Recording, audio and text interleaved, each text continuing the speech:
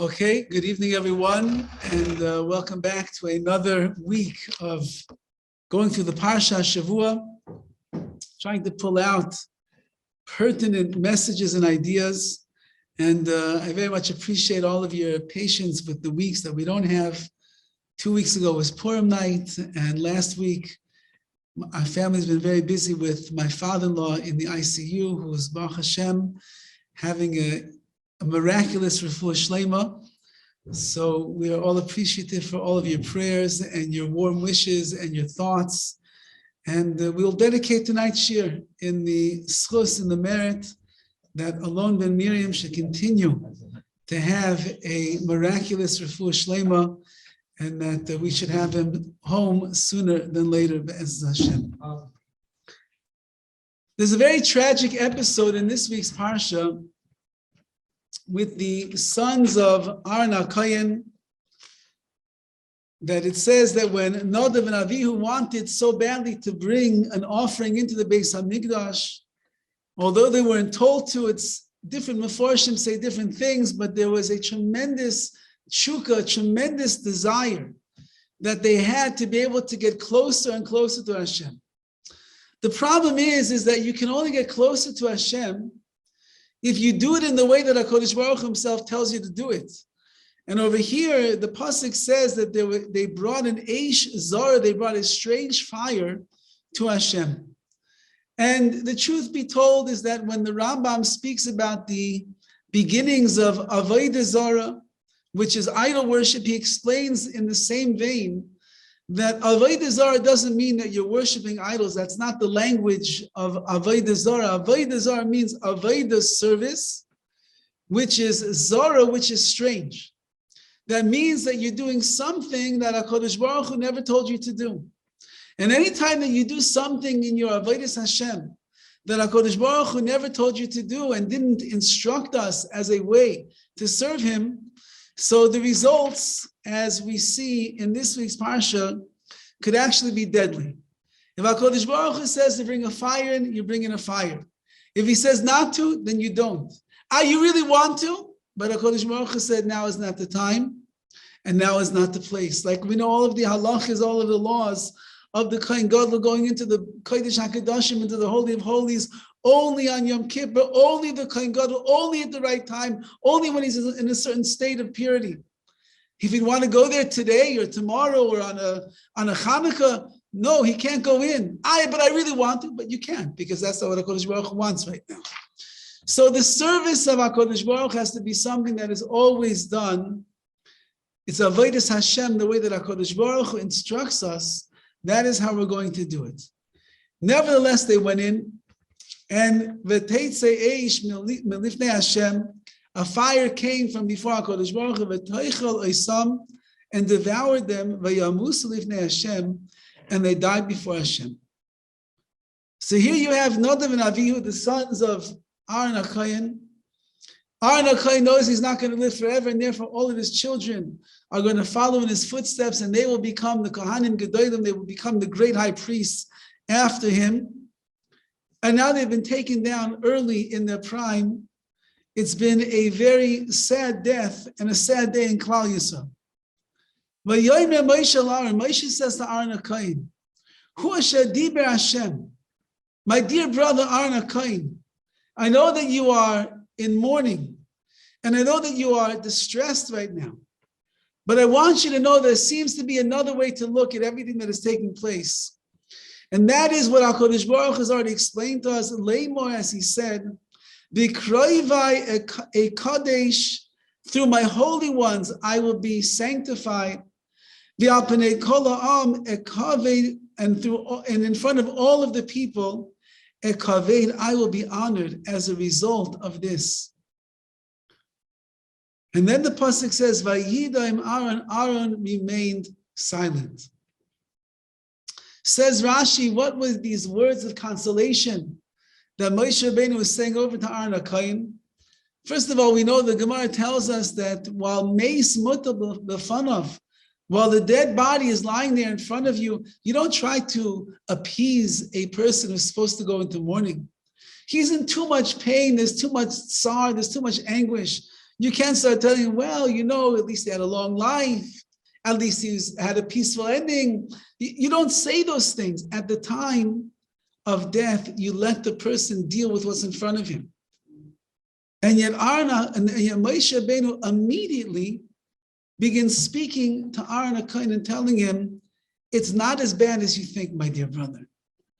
Says Rashi over here, what was Moshe Rabbeinu telling him?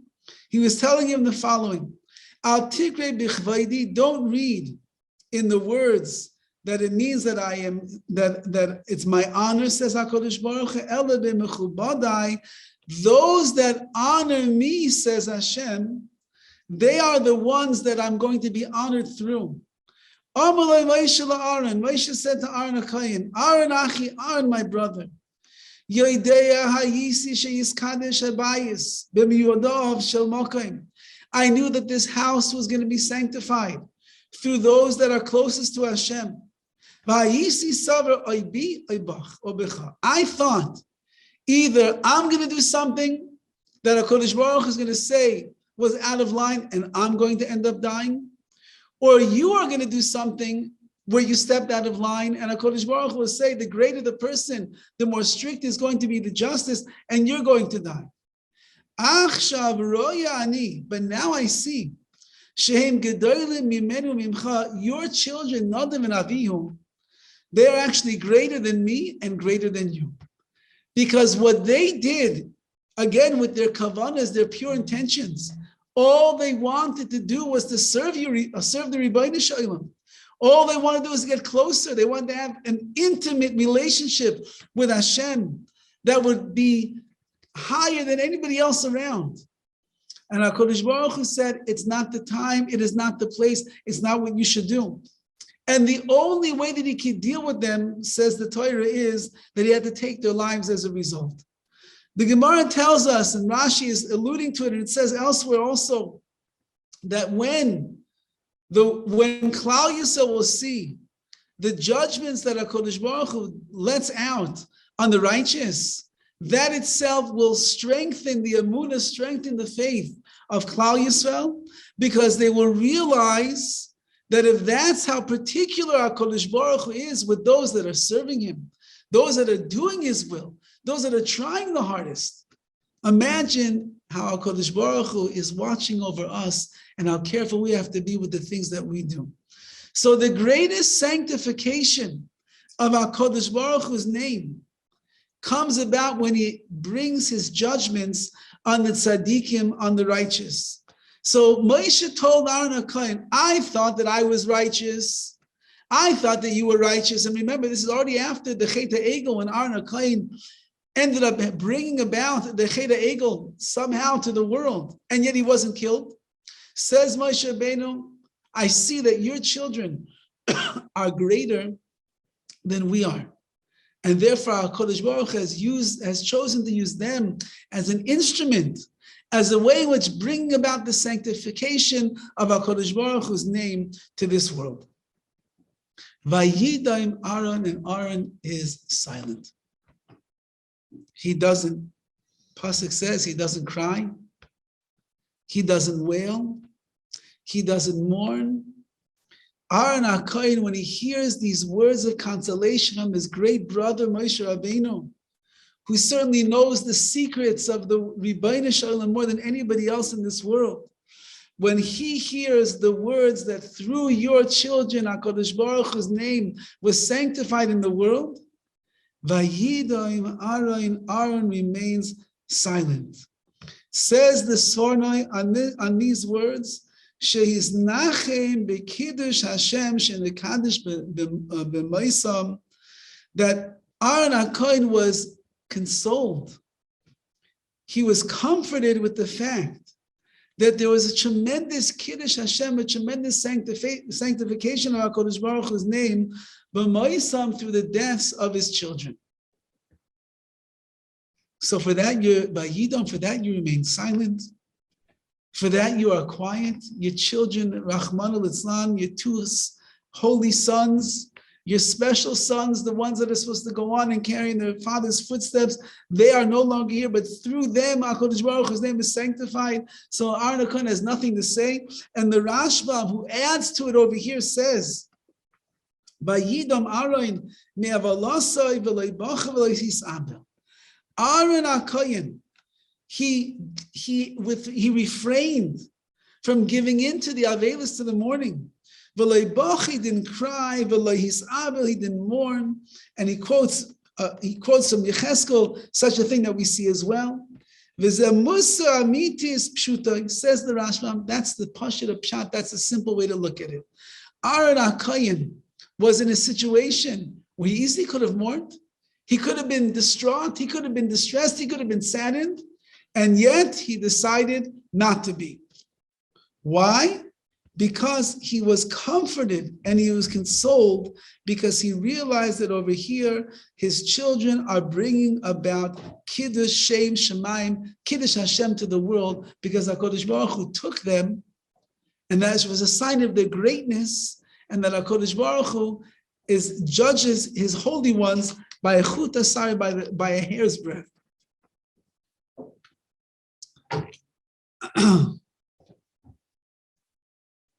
I'm not sure that what we're about to say tonight is exactly the pshat that the Chumash is talking about over here. But I believe that there is a very valuable lesson that Aaron HaKohen is teaching to all generations. There is something very powerful in a person who knows how to remain silent. There's something that is very strong about the words that are not said, because as we're going to see, that when a person opens their mouth, especially in times of pain, especially in emotional bouts that a person will find themselves in, we never really know what's going to come out of our mouth. And since that a person cannot trust themselves, they're unsure of where that conversation is going to lead. I was just trying to help a person with his shalom bias. And it's an old story between him and his wife. He's a very emotional person. His wife is a very non-emotional person. He's the one that he's very fragile, and if you say the wrong things to him, he gets upset. And his wife is the one that no matter what, she's like tough as nails. You can insult her, you can put her down, you can scream at her. It's like the role reversal. Usually it's the guy hurts his wife's feelings. She's crying like a baby. She runs in the bedroom, buries her head in the pillow. And he's like, what? What did I say? And 9 hours later, when it's time for bed, he goes into the room and she's still there with her head sunk in the pillow. There's tears like dripping off the sides of the bed. He's like, what's the matter with you? She says, don't you know what you did? He says, no, I have no idea. What did I do? And then he goes to sleep and he wakes up in the morning. She's still there with her head buried in the pillow. She's still crying. And he says, what's the matter with you? She says, you don't know what you said to me last night. He says, what did I say to you? You said the noodles were cold. Yeah, they were cold. What do you want me to say? So in this marriage is the opposite. She tells him, I don't like when you do this. And he runs to the room and he puts his head in the pillow and he cries. And she comes in a few hours and says, what's the matter with you? So we spoke about it and I explained to him the following. You're a very emotional person. And when you get upset about something that your wife does, the best thing that you could possibly do is just let it slide. Just let it blow over. She doesn't mean to hurt you. She doesn't mean to damage you. She's not there to make your life miserable. Just let it slide, because what happens? It hurts you. You get emotional and you want to talk about how your wife hurt your feelings. And then you get more emotional and she gets more defensive. And you get more emotional. She gets more defensive till the point where you start getting angry and you're screaming at her. She's screaming at you. And now you're calling me because your shalom bayis is not good. If you would have just kept your mouth shut and dealt with your own world of emotions, you would have saved yourself and you would have saved your wife a lot of pain. Now, since that we are holding by the week of Shiva of Rav Chaim Kanievsky Zeichet Tzadik Livracha, It's a schus to learn his words of Torah. It's a schus for his neshama. It's a schus for the journey that he is on. I would assume that he's already in Gan Eden. He's already surrounded by all of the greatest of the sages of all generations. I would imagine that all of the authors of the obscure midrashim that nobody learned in the last 500 years all came to greet him and say, thank you, thank you, thank you. You taught the world who we are. I would imagine his father, the Stipler, and his uncle, the Chazon Ish, and all of the greats that he was around in his life. They've all sat there in awe of how much Torah this man learned. It's not shaykh. It's impossible to believe how much Torah this man learned every single day of his life. And I think this, as I mentioned perhaps the other night by the Hespedim that we made over here, his custom was to learn all of the Torah every single year. And he would always make a siyam on Erev Pesach. Erev Pesach, there's a minhag to make a siyam so that anyone that's a bechor, that's a firstborn, they're able to eat on that day. Otherwise, they have to fast. And his custom was he learned Kol HaTorah Kula, which means literally everything that there is in Tanakh and Torah Sheba'al Peh, he learned, including Shulchan Aruch, including Rambam, including Zohar. He learned it all. And it was an enormous undertaking which took hours and hours and hours and hours every single day of his life with great hasmada, diligence and consistency. Nothing could get in the way. He once was, one of his children got married, and by one of the Shever Brachas, he said, I'm not coming to the Shever Brachas. So they said, why aren't you coming to the Shever Brachas? He said, because I'm a Baal Chayv, I have obligations. And so the Mechutin said, you have obligations, Baal Chayv. Usually Baal Chayv means I owe people money. So the Mechutin said, you owe people money. Why didn't you tell me about this before the wedding? He said, no, you don't understand. He said, I have a lot that I have to learn every single day. And for the chasana, for the wedding, of course, I'm going to be by my children's wedding. But because I was at the wedding, I missed X amount of pages of Shas Bavli and X amount of pages of Yerushalmi and X amount of Midrash in this. He says, tonight, I have to catch up on that which I missed. You can be without me by the Shever Brachas. I'll be back for another one. It's impossible to understand how much he learned. And this year, as we pointed out, is a double Adar. That means there's 13 Jewish months in this year. It only takes him 12 months to learn all of the Torah. So it turned out that on the 14th day of Adar, which was 12 months to the day, he finished his last round of learning all of the Torah. And he passed away the following day on the 15th of Adar. So you have a man whose life was Torah in every single area, in every single book, in every single sefer. He was fully aware and conscious of everything. And that's why when he would often give advice, his advice was not like other people would give, because all of his advice was based off of the Torah. It wasn't, I think this is the right thing. It was, there's a chazal that says like this, a chazal that says like that. There's a story, I don't remember all the details. There was a chassan and a kala and their families that came to HaChaim Kanievsky. The chassan had just been diagnosed with a terrible disease. And the families, and it was before the wedding, and they were thinking of calling off the wedding. And they came to him to ask, what should they do? And they presented the story. They even told them what kind of disease it was and all the details. And HaChaim Kanievsky says, you don't have nothing to worry about. Make the chasana, get married, you're going to be healthy, you'll have a long life to raise a beautiful family. You have nothing to worry about. And he said it so quickly and so matter-of-factly that the chassan, the kala, and the family, they're looking at each other like, I mean, he wants to think about it a little bit. Should we come back to him? You have nothing to worry about. Get married. You're going to be healthy. You're going to be fine. You're going to have children. You're going to raise a family. Everything is going to work out good. So when they left, one of his gabbayim, one of the people that was always in the room with him, asked him, Rebbe, how can you say so matter-of-factly that you know that everything is going to be fine, the boy's not going to get sick, they're going to have children, they're going to raise a happy family? He said, it's easy. It's a midrash. And he quotes some very, very obscure midrash that nobody in the world knows. And he quotes a midrash which is basically almost exactly detail for detail the case that this young man, his bride and the groom came and they spoke to him about. And he says, the end of the midrash is the boy was fine. They had a family. They lived happily ever after. Everything is good.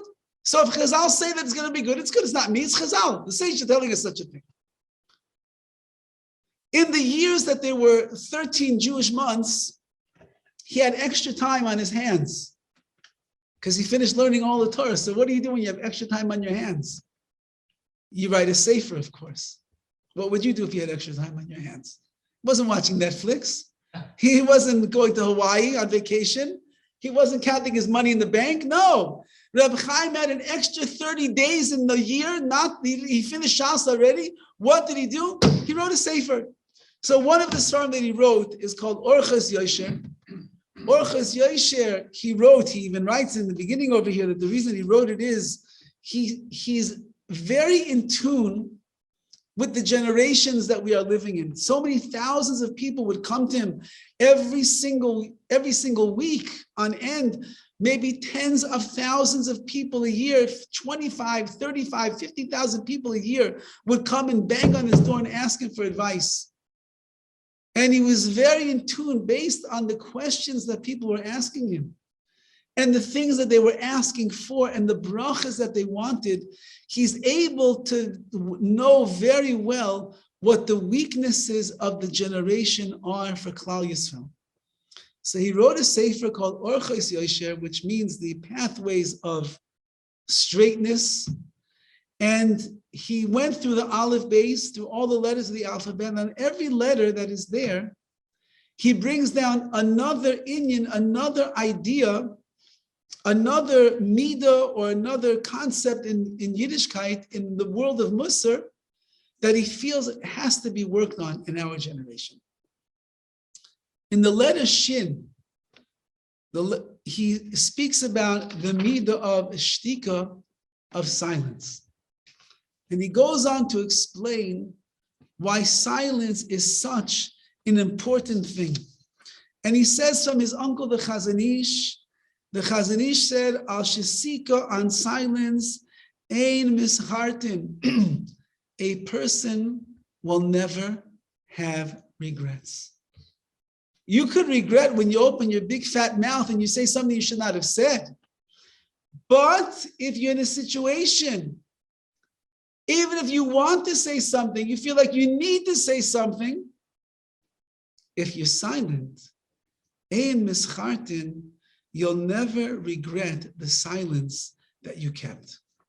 And so in this particular chapter, he goes through many Maimari Chazal, many statements that our sages have said. Some of them are famous, some of them are less well known. And that's the way that Reb Chaim was. He had a breadth of knowledge from all over Torah Sheba'al Peh, everywhere in Chazal. And he explains why it is that silence is such a powerful and a meaningful thing to a person if they would be able to control themselves and do that. He starts off by saying over here the famous words in Pirkei Avos, and that is that siyag l'chachma, a fence, meaning that which will protect the wisdom that a person has inside of them, is shesika, is shtika, is silence. Or as the Mishnah says over there, that kol yomai gidalti ben chachamim, all of the days of my life I was raised amongst the chachamim, v'lo matzasi leguf toiv el shtika, and I found nothing better for myself than shtika, than the medium of silence. I was around Chachamim. You would imagine that the Chachamim, they're always busy, they're talking and learning and this and that, and they're giving drushes and so on and so forth. And yet he found, this particular sage found, that as much as you would think that they would be talking, they knew how to be silent when it was necessary. And therefore says Reb Chaim Kanievsky over here, as he's going to explain in much more details, from all of the sources, that shtika, that being silent, is something that is going to be one of the greatest benefits that a person can have. And he quotes over here the following. It says, it says, Yofish shtika lechachamim, silence is good for the wise. As we said, it protects the wisdom. All the more so, silence is something that is beneficial for foolish people. If Aaron HaKohen could be quiet over here, we'll have to get back to Aaron HaKohen at some point, but if Aaron HaKohen could be silent and could be quiet under the most trying of circumstances, certainly foolish people like ourselves need to know how to be silent under such circumstances. Shenemar, like it says in the pasuk, Gam evo macharish chacham yechashev. Even when a foolish person is silent, this is King Solomon in Mishlei, he'll be considered to be a chacham, to be considered a wise person. Silence is a sign of wisdom. Why is silence a sign of wisdom? A wise person understands that it is impossible for the human brain, for the human mind. It is impossible for the human being to be able to fathom and to understand why it is that HaKadosh Baruch Hu does everything that he does in this world. Moshe Rabbeinu asked the Rebbeinu Shalom, Hareini es da'achecha, show me your way, and HaKadosh Baruch Hu said, no. Even you, Moshe Rabbeinu, I cannot show you my ways. It's impossible that a human being will understand. A chacham, a wise man, understands that there is no way in the world that I will be able to understand clearly the ways of the Rebbeinu Shalom. I will not understand why he does, how he does, who he chooses. I can't understand such things.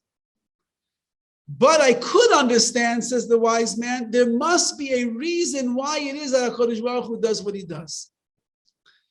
If I open my mouth, and let's take the case of Aaron HaKohen. If I open my mouth and I begin to try to explain, or I begin to be misabel, I begin to mourn, I begin to cry over the fate of my children. So what is possible that could happen? Even though we would never expect Aaron HaKohen to do such a thing, but what is possible to happen? In the world of emotions, nobody ever knows exactly where the conversation, where the words are going to lead them. Nobody knows that when they say, how could it be? How could it be? As the Sifsei Chaim asks over here, what's the chiddush that Aaron HaKohen, by Yidomar, that he was silent?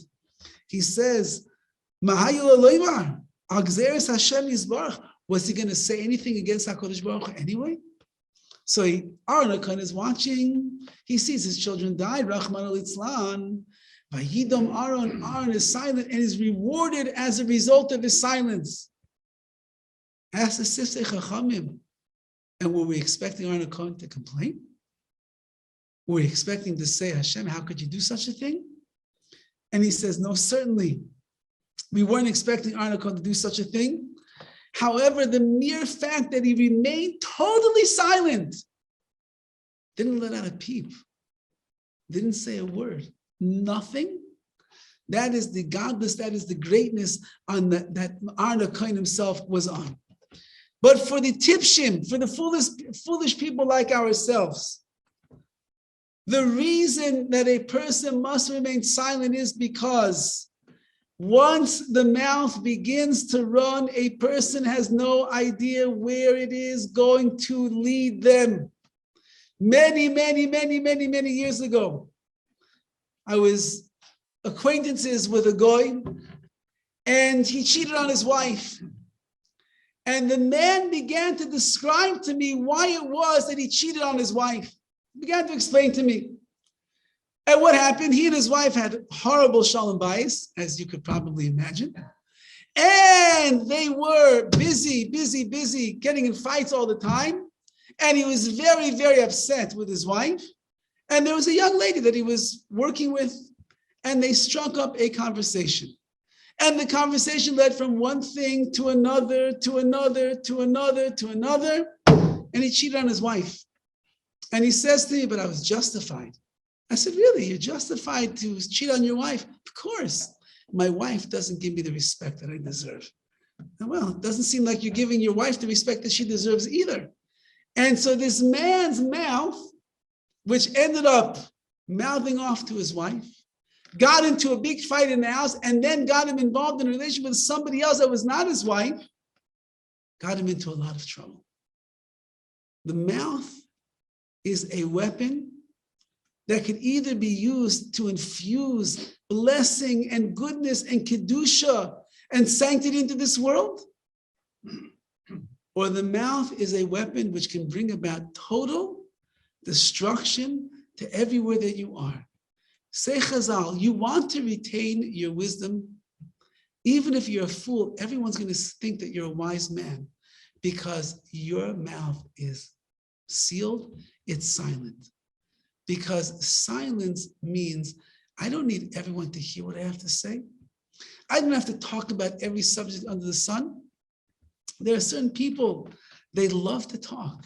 They love to talk so much they cannot stop their conversation. I told the girls in Beis Yaakov that it says that there are Asara Kavin, there are 9 measures of speech that came down to the world. And it says that women took 9 of the 10 measures.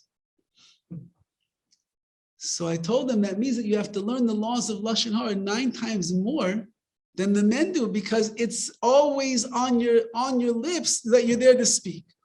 But says of HaChaim Kanievsky the following idea. We can't go through everything, but he quotes a few things that are very important. He quotes from the Rosh. The Rosh was one of the great Rishonim. And he says, Devarecha b'moiznei tzedek tishkol. You should weigh out your words on the scales of justice. V'yeika be'enecha itzas mameincha. It should be easier for you to spend your money mehitzas devarecha than to spend your words. Even though that things are expensive these days, and it's even hard to go to the gas station. I'm sorry, the gas went down by 3 cents, I'm sorry. Even though it's hard to go to the gas station, it's hard to buy food, it's hard to think about how expensive the matzah is going to be this year, and the meat, and the chicken, if there's not a chicken shortage by the time the Pesach rolls around, and the wine, and flying the family and everything. But it should be easier to spend the thousands and thousands of dollars that we're all going to spend on the Pesach holiday than to let one word out of your mouth that should not be said. But everybody knows that it's just the opposite. We crechs at the store when we have to swipe the card again. We might actually smile when it doesn't get declined. But the words that come out of our mouth, it's so easy. They fly out like no tomorrow. However, the Rosh, who was one of the Rishonim, and that's something to take note of. The Rishonim, we're talking about Rashi, the Rambam, the Ramban, that era. We're talking about from the 10,000s, 1100s, 1200s. If you look in the commentaries in the Chumash, if you look in the commentaries in the Gemara, you will find something fascinating.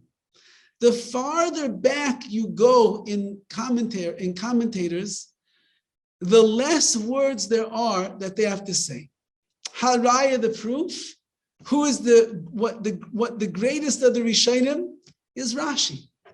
If you look at Rashi on the Chumash, if you look at Rashi on the Gemara, Rashi has the least amount of words of any commentator throughout all the generations. Because Rashi knew what to say, and Rashi knew what not to say. Rashi knew that you could say less, and somebody else within those words is going to be able to understand the more that Rashi is talking about. The Ramban says less than Rabbi Akiva Eger says on the Gemara. The Rambam says less than Rabbi Zalman Meltzer says on the Gemara. The HaChaim, the Rosh over here we're speaking about, he says, say less, don't say more. You should feel that you are paying a lot of money for every single word that comes out of your mouth, because you never know where the conversation is going to lead. You never know how the words are going to go. husband and wife want to get into a DMC. Be careful, my dear friends. You never know where the DMC is going to lead, and especially if you're tired, or you are grumpy, or you had a bad day, or you're upset with your spouse. Keep your words to yourself. Don't have the conversation. You're upset with one of your children. Happens on occasion. And so you want to have a conversation with them. So again, if they're 4, 5, 6 years old, it's not time for a lecture. They can understand about every year they get one word for that year. So if they're 5 years old, you give them 5 words to tell them. Sometimes we get our teenage children and we're watching them make their mistakes in life. Like we never made any mistakes when we were teenagers, but that's another story.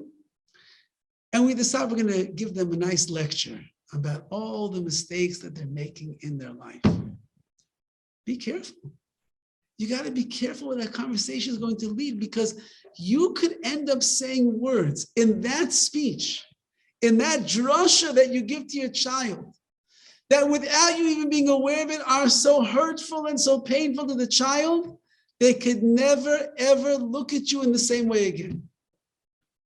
Before the words come out of your mouth, says the Rosh, weigh them out on the ma'oznei tzedek, on the scales of justice, and decide for yourself, should I or should I not say those words?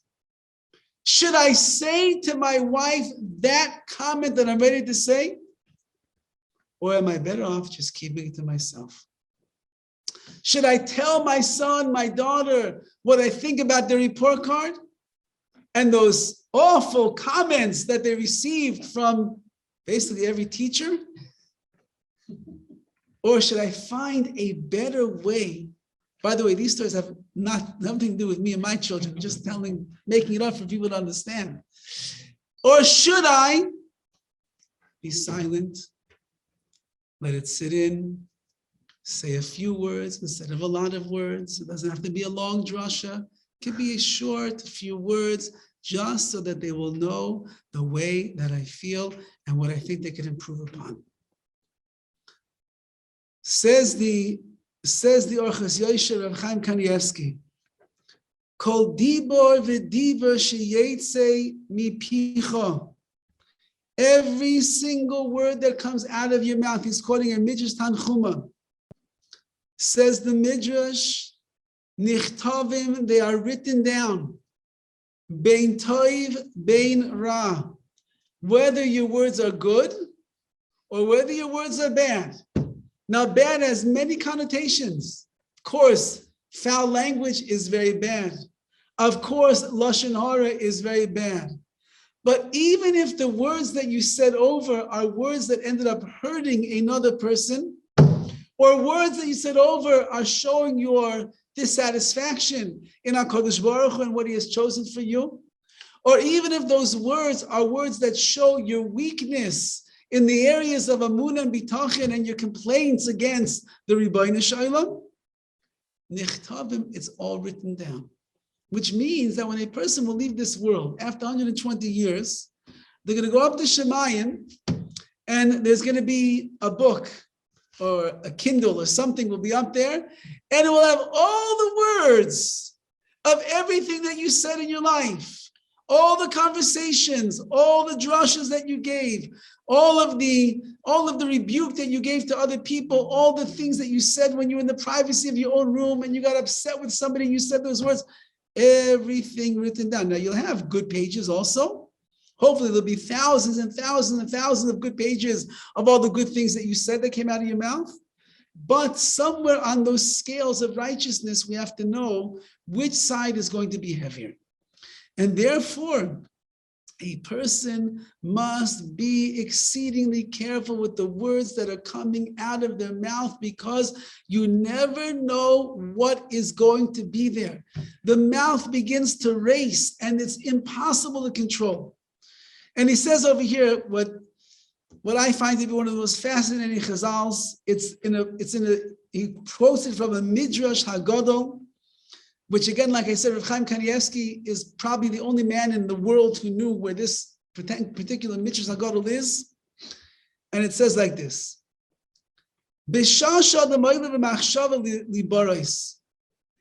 the time that HaKadosh Baruch Hu had in mind to create a particular person, anyone, Goizer Allah, Hashem decreed upon this person, how many conversations he's going to have, and how many words he's going to speak. Understand how linked in we are to our speech. At the time that HaKadosh Baruch Hu decided to create each and every one of us, Hashem made a decree. And the decree was basically all of the words in your life are going to be accounted for before you even come into this world. V'chein David HaMelech says the same thing. Ki milo b'leshoni, I don't have any of my own words. Hein Hashem yadati kula, HaKadosh Baruch Hu is the one who has made all of my words known to me. V'im yadaber yosem midai, now the Midrash says the frightening words. V'im yadaber yosem midai, if a person speaks more than they are supposed to speak, since that HaKadosh Baruch Hu has a cheshbon, he has an account of all the words that you are allowed to say in your lifetime. Yesh lachosh sheyigamer diborav shenigzar alav, you should be concerned that perhaps the account of all of your words has run out, and that will be the end of the story for that particular person. Says Rav Chaim Kanievsky, how careful does a person have to be with their words? Because every word is accounted for in Shemayim. Every word is what you were nigzar, that you were decreed upon, you're going to be allowed to say. If a person speaks more than they are allowed to, so says Rav Chaim, that will be the end of their life because they ran out of gas. The words, almost to an extent, are the gas in the engine. How is such a thing to be? We know that we are created b'tselem Elokim. We are created in the image of God. The way that HaKadosh Baruch Hu created the world is ba'amira, he created the world with speech. That means when we first see the Ribono Shel Olam in this world, he is a God of speech. And HaKadosh Baruch Hu said, Vayior, let there be light. He didn't just think there should be light. He didn't just think there should be fish, or there should be a sea, or heavens and the earth. HaKadosh Baruch Hu said, HaKadosh Baruch Hu's mouth, whatever that means, the words that he expressed it with words. We are created b'tselem Elokim, in the godly image of HaKadosh Baruch Hu. That means that just like HaKadosh Baruch Hu's Amira, his Maimarim, his words are powerful, they create worlds. So too the speech that comes from a human being, specifically from Klal Yisrael, who are the higher levels of the Tselem Elokim. So our words have the ability to create worlds, but our words have the ability to destroy worlds as well. And therefore, says Reb Chaim Kanievsky, you must be so careful with the words that come out of your mouth. Weigh them out on the scale and decide, should I or should I not? Should I say that or should I not say that? And if I'm going to say that, so what kind of connotation should there be in my voice? What kind of inflection should there be in my words? That my wife will understand that what I'm saying is not a criticism. She'll understand that I mean it in an endearing and a loving way. What kind of way should I say over that message to my children after I read that horrible report card and I want to tell them you could be better, you could do more, and you have so much potential inside of you? How do I say the words? Do I say the words on the spot? Or do I wait for a time when I'm alone with that child and they're in a good mood and I'm in a good mood, and then I say to them, Sheifala, my dear child, you know how great you are, you know how special, you know how wonderful you are. I know and you know you could do so much better in school right now. There's a big difference between weighing out the words on the scale and saying it in that way than just giving the drasha when you didn't think about that which is coming out of your mouth. And if a person doesn't think about the words that will be coming out of their mouth, so then they're going to get stuck in a terrible place. Because as Rav Chaim Kanievsky is saying over here from the Midrash, you could run out of gas, the Tselem Elokim of who you are, that your words can build or your words can destroy. You could end up looking at the tank and it's on empty and there's no way to fill it back up. So he concludes the chapter with the following words. Adam she is bainin b'kol diborav. This is Rav Chaim Kanievsky speaking. A person who meditates and reflects upon kol dibor of all of his words, terem yedaber, before he speaks, im tzarich lem aloi, if he needs them or not, v'lo yedaber al advarim shel HaKadosh Baruch Hu nachas ruach mizeh, and he decides, I'm only going to say words that HaKadosh Baruch Hu is going to get pleasure from and be satisfied with. Lo yikashel b'chol devarav, he will never stumble in any of his words. Says Rav Chaim Kanievsky, before you open your mouth ever, you have to think, should I or should I not? And then you think to yourself, if I say these words, is HaKadosh Baruch Hu going to have nachas, will he have pleasure from the words I'm about to say? If the answer is yes, say the words. If the answer is no, don't say the words. If you are not sure, when in doubt, you do without. Don't say the words. Because by refraining from saying the words, you are protecting and saving yourselves from the miserable place that conversation or those words can go in. Perhaps we're learning from Aaron HaChaim. And again, I don't think that this is the pshat that the Meforshim are saying, but perhaps we can say we'll learn the following. The great Maila, the great feat of Aaron HaKohen, Vayidaim Aaron, that Aaron was silent. And as the Rashbam says, didn't even mourn, didn't even cry, nothing, is because Aaron HaKohen, as lofty and as great as he was, still a human being. And Aaron HaKohen understood that in the great distress and pain that I am in right now, the anguish, the sadness, the tsar that he felt over the loss of Nadav and Avihu, his two prized children. If he begins talking, if he begins wailing, if he begins his tears and his aveilus and the mourning that was going to go on, who knows where the conversation, who knows where the words would have led to? Chas v'chalil, not that Aaron would have made a mistake. But it was the carefulness that he had. Vayidom, to be quiet. There was once a woman who was, she lost a family, a close family member. Goes back years ago already. I don't think she stopped talking about the loss of that family member. I don't remember how many, 6, 7, 8, 9 years. I don't even remember how many years anymore. Because if you don't talk about it in the right way, and you don't deal with it in the right way, a person never ever knows where it's going to go and how it's going to plague and how the emotions are going to be affected. But if a person is strong and a person is solid in their amunah, in their faith, and a person, as Moshe Rabbeinu came down to Aaron, he told him, there's a whole other way that you could look at this story, Aaron. I know that it's sad and I know that it's a distress for you.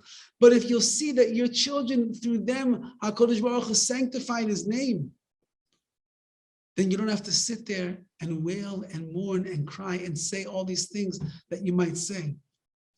And so therefore, in any part of a person's life, one of the ways that we will save ourselves from saying things that we should not say is we must find ways to look at the situation in a better light. We must find ways to see those things which are difficult to understand, find something that is positive and that is beneficial in the silver lining. And if we can't do it ourselves, Moshe Rabbeinu, you go for a drach, you go for eitz, you go to somebody that can help you to look at things. When I was in yeshiva years ago in Eretz Yisrael, So, sometimes people wake up, they have wild dreams the night before. And sometimes they're like spooky dreams and you feel you're like on edge for hours after you wake up. So we had a Rebbe, his name was Rav Yaakov Fried. He was a giant in the world of Torah. He was holding in Shas. When you used to ask him a question, he used to say, well, it doesn't mention that in Shas. That's how he would answer the questions. He would think no, it doesn't mention that in Shas. So then if it didn't mention in Shas, then it's like there's no source for anything that you're saying, so let's go forward. He was holding the Shulchan Aruch. He was a masterful Talmid Chacham. So when people had bad dreams in yeshiva, they always used to go to him. And he would listen to what you had to say, and then he would close his eyes and he would think, and then usually he would quote a pasuk somewhere in Tanakh, or he would quote you a Gemara, something, and he would always put a different spin on the dream that you had, and he would show you in a good light, and you don't have to worry now. It was like the best dream that was ever in the history of the world. You wish you had it every single night. Sometimes in our lives, we want to say so much about what's going on under the circumstances, but it's dangerous because it could lead you down a very emotional spiral that's not good for you. So if you can't find the good, or you can't find another way to look at it, like Aaron HaKohen, Moshe Rabbeinu, go find in your own life someone that can help you look at things in the right perspective.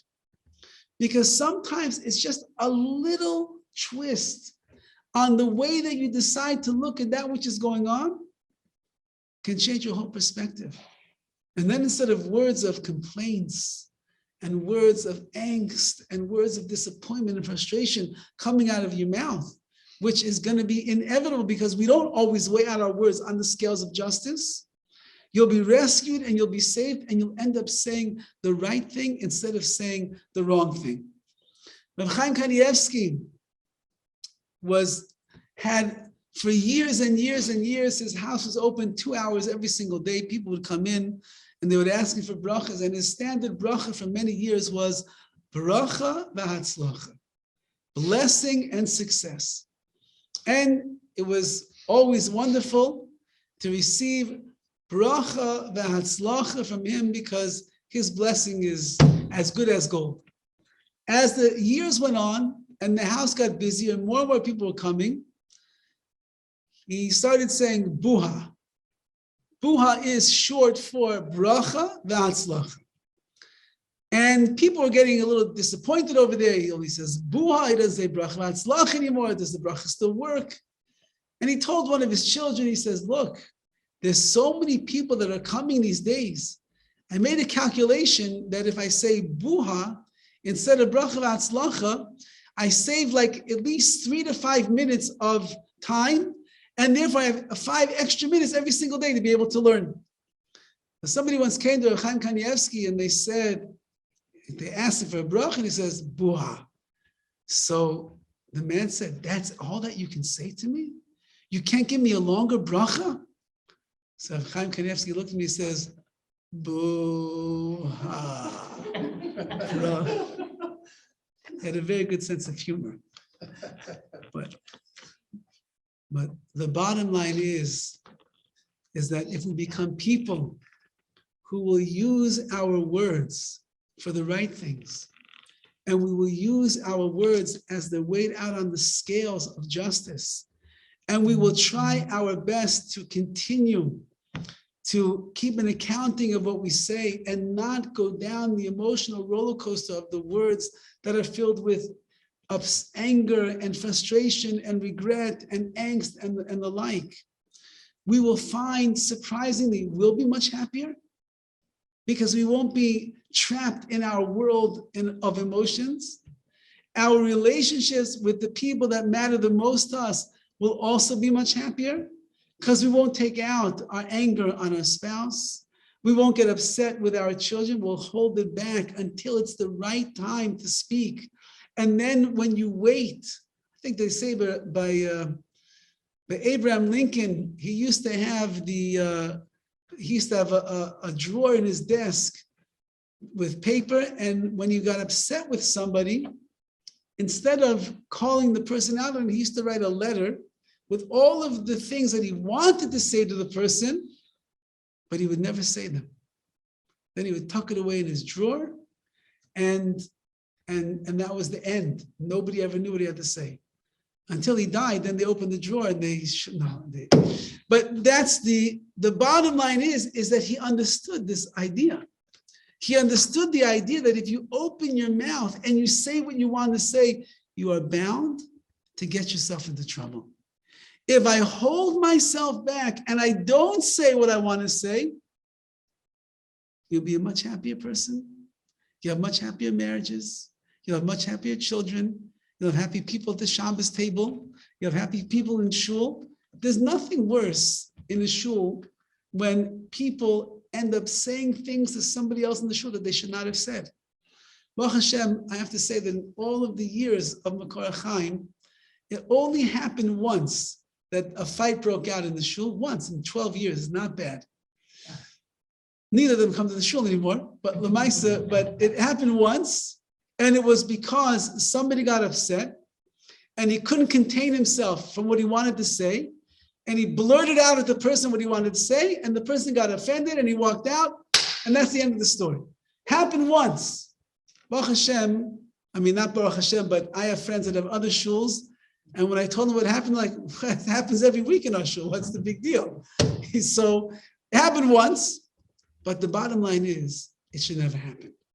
Because if a person can control themselves and think about the words that they are about to say, and they realize I gain so much more by being quiet and speaking, then like he quotes over here in the very beginning, even if you're a tipshin, even if you're fools, you will be chacham yechashe. People think you're the wisest man in the world. Wow, did you see how he was quiet? I'll end with this story that I've told many times over the years because it's such a powerful message. Years ago, I think maybe one of the first years that we opened up, Rabbi Dovid Horowitz, who's a very big mechanech in Klal Yisrael, he was in town. And it worked out by Hashkacha. It was a week or so before Rosh Hashanah, and we were put in contact with each other, and he came to give a shir. And he was speaking about how to make your Rosh Hashanah more meaningful, how to elevate the Rosh Hashanah. And basically the message was, if you'll elevate yourself and you won't let the mundane things that normally annoy you and get you upset and create your reactive response get to you, you let it slide, you let it blow over, that will be the key to your success on Rosh Hashanah. So he told over the following story. He has a very good friend in Eretz Yisrael, whose wife, unfortunately, at a younger age, she lost it a little bit. And part of what it meant that she lost it was that she would blurt out very unflattering statements in public. She would say sometimes nasty things to people that were around her. And to top it all off, the worst of all was she used to disgrace and shame her husband publicly with the words that she would say. Now, the husband realized my wife is ill. She's not a healthy person. But he thought to himself, not everybody realizes what's going on over here. Maybe they just think she's being mean to me. So am I supposed to walk around and be quiet all of my life while my wife is just shaming me and disgracing me publicly? So he came to Rabbi Brizak, a good friend of his, and he asked him what he should do. So Rabbi Brizak said, listen, I can't tell you what to do because I can't even imagine what you are going through. Besides the fact that your wife is losing it, and that itself is painful enough, that your wife that you love and that you mean so much to is no longer the same wife. Besides all of that, but that she disgraces you in public, shames you in the presence of your children, of your neighbors, of the people in shul. I don't know what to tell you, but I do know one thing. Nobody ever lost out for remaining silent. You never know the impression and the hashpah and the impact that your silence is going to have on other people. I can't tell you what to do, but I could tell you that you'll never lose out from silence. Like the Chazon Ish said, you'll never regret being silent. So The man was makabel, he accepted what Rabbi Brizak said. And although that it was very hard and his wife was getting more and more antagonistic in public and she was saying ruder things, he decided, I'll never regret my sons. I'll just keep, I'm going to yell at my wife. She doesn't know what she's doing anyway. What am I going to accomplish? A few months later, he came to Rabbi Brizak. He says, Rabbi Dov, I have to tell you an amazing story. You remember I came to you, I asked you for advice, what should I do? And you told me, I'll have no regrets for being silent, but you told me it's you, I can't tell you what to do. I decided I'm not going to respond to my wife. She could scream, she could yell, she could embarrass me in public in front of all of Klal Yisrael. I'm not going to say a word. He said, just last night, I was in one room and I hear my kids in the other room, they're playing. And they started asking the famous question that kids like to ask each other. What do you want to be when you grow up? Who do you want to be when you grow up? And one of my children said, I want to be just like Tati when I grow up. Do you see what mommy does to him? Do you see how mommy embarrasses him, how mommy shames him, how mommy puts him down in public? And what does our Tati do? He doesn't say a word. When I grow up, I want to be just like Tati. If we'll learn to control our speech, to control our words, to control our emotions, we'll live such a more redeeming and uplifting and elevated life. There'll be menuchas hanefesh, there'll be peace of mind, there'll be simcha, there'll be joy. It'll create a ruach of simcha that will exist between us and the people that mean the most in our lives. And in that zechus, in Yitz Hashem, we could just control ourselves even once. As we're learning in the book by HaChaim Kanievsky, should be a zechus for his neshama, should be a zechus for us and our families, should be a zechus for all of Klal Yisrael, and Be'ez Hashem, we should be zeicher to be at the ultimate convocation where there will be no words, ein milim, will have nothing to say. When we see the Bias Goyal Tzedek, B'mheira, B'yameinu. Amen.